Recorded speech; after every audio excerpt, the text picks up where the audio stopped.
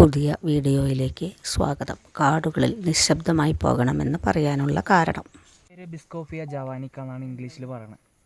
എന്താ പറയണേ? Very good. So ഇതിൽ മലയാളത്തിൽ ചോരക്കാളി എന്നാണ് പറയുന്നത്. സോ ഈ മരത്തിലിരുന്ന് ചോര പോലത്തെ ഒരു ഗമ്മ് പ്രൊഡ്യൂസ് ചെയ്യുന്നതാണ് ഈ മരത്തിൻ്റെ സ്പെഷ്യൽ. സോ ഇതിൽ കാണുന്ന സ്ക്രാച്ചസ് മൊത്തം ടൈഗേഴ്സ് മാർക്ക് ചെയ്യുന്നതാണ്.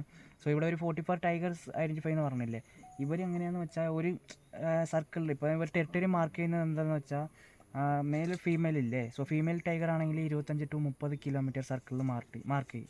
മെയിൽ ആണെങ്കിൽ 60 to 100 കിലോമീറ്റർ വരെ ടെറിട്ടറി മാർക്ക് ചെയ്യും. സോ ഈ ടെറിട്ടറിയിൽ മെയിൽ ആണെങ്കിൽ ഒറ്റ ഒരു ടൈഗർ മാത്രമേ ആ ടെറിട്ടറിയിൽ കാണത്തുള്ളൂ.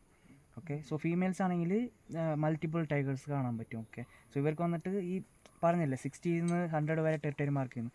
ഈ ഫീമെയിൽ ടെറിട്ടറിനെ ചേർത്ത് തന്നെയാണ് അവർ മാർക്ക് ചെയ്യുന്നത്. മനസ്സിലായല്ലോ?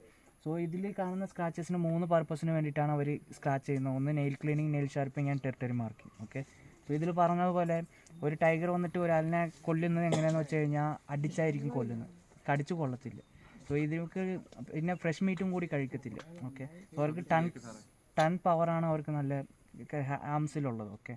സോ ഇതിൽ ഇവർ ഫുഡ് കഴിക്കുന്നത് എങ്ങനെയാണെന്ന് വെച്ചാൽ ഒരു അഴുകിപ്പോകുന്ന രീതിക്കുള്ള ഒരു ഫുഡാണ്. നിങ്ങൾ കണ്ടിട്ടുണ്ടായിരിക്കാം, ഫ്രഷ് മീറ്റ് കഴിക്കുന്നത് കണ്ടിട്ടുണ്ടായിരിക്കും.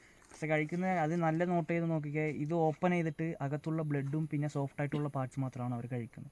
ബാലൻസ് ഒരു പുഴുവെക്കുന്ന രീതിക്ക് വിട്ട് കഴിഞ്ഞാൽ പുഴുക്കളാണ് കൂടുതൽ പ്രോട്ടീൻസ് ഉള്ളത്. അപ്പം ഇവർ നാവിൽ കുറച്ച് മുള്ളു പോലെ കുറച്ച് സ്ഥാനങ്ങളുണ്ടായിരിക്കും. സോ അപ്പോൾ എന്ത് ചെയ്യുന്നത് വെച്ചാൽ നക്കിയാണ് കഴിക്കുന്നത് ഫുഡിനെ. ഓക്കെ. അതിൻ്റെ രീതിക്ക് ഫുഡ് ആകുന്ന രീതിക്ക് അവർ ഫുഡിനെ വെക്കും. സോ ആ സമയത്ത് ഈ ഹണ്ടിങ് സമയത്തും പിന്നെ ഫുഡ് കഴിക്കുന്ന സമയത്ത് ഈ നെയിലിൻ്റെ അകത്തൊക്കെ ഫ്ലഷ് പോകാൻ ചാൻസ് ഉണ്ട്.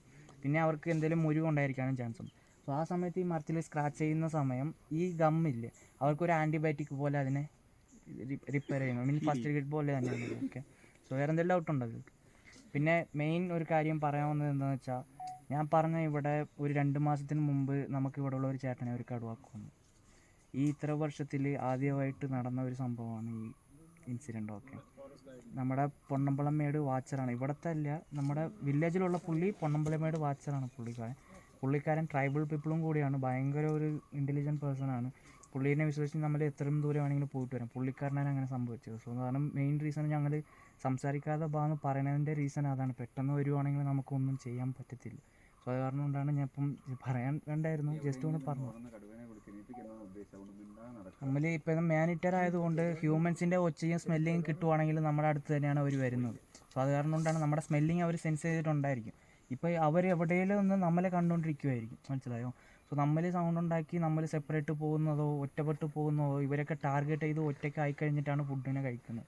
സോ അങ്ങനെയൊക്കെ പോകാതിരിക്കണം. നമ്മുടെ കൂടെ പറഞ്ഞ സൗണ്ട് ഉണ്ടാക്കാൻ വരുന്നതെന്ന് വെച്ചാൽ മാക്സിമം നമുക്ക് ഇനി ഒരു മണിക്കൂറല്ലേ, 1 മണിക്കൂർ കഴിഞ്ഞാൽ നമ്മൾ റോഡ് എത്തിയൊക്കെ നമ്മൾ സംസാരിക്കാൻ എന്ത് വേണമെങ്കിലും ചെയ്യാമല്ലോ. സോ അത് കാരണം കൊണ്ട് ഈ ഭാഗത്ത് മാത്രം സംസാരിക്കാൻ പാടില്ലെന്ന് മെയിൻ അതിന് വേണ്ടിയിട്ടാണ് പറയുന്നത്.